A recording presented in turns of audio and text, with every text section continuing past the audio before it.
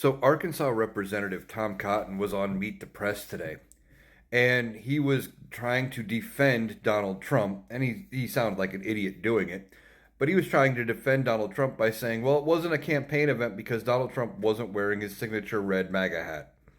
If that's all it takes for anything Donald Trump does to not be a campaign related, man, there's a lot of events Donald Trump goes to that aren't campaign related then, that he's spending campaign finance funds on.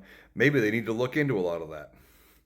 But anyway, he says it wasn't a campaign event. Yet he tries to defend all of the actions that he was perfectly fine doing it, even though the army has come out and said he shouldn't have done it what he did, and that yes, he pushed a staffer out of the way, or somebody in his entourage pushed past an Arlington National Cemetery staffer, went into Section 60 where they're not, which is the freshest graves there, and we're told you are not allowed to take photos and videos for campaign purposes.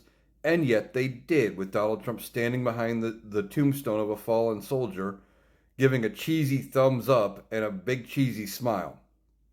Like, what? And then they turned it into a campaign ad. So you can't tell me that wasn't political in nature. But they're trying to defend this reprehensible behavior from Donald Trump. And then after that, you got to look at it. And then he keeps going and he says, well, where was Vice President Kamala Harris? She wasn't there. She wasn't there. Where was she? She was sitting at home in her mansion. Yeah, because she wasn't invited. This was not an event put on by Arlington National Cemetery. This was a private event put on by the families, so Vice President Kamala Harris would not have been invited. That's how that works. But you can't tell these people anything. They just have to do whatever they can to defend Donald Trump in any way they can, because all of his actions are so reprehensible.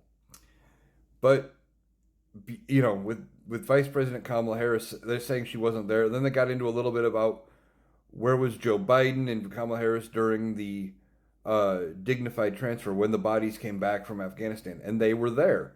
But yet, they're just trying to look for anything that they can do as a gotcha against Vice President Kamala Harris, and they're defending Donald Trump against some behavior that should never be defended.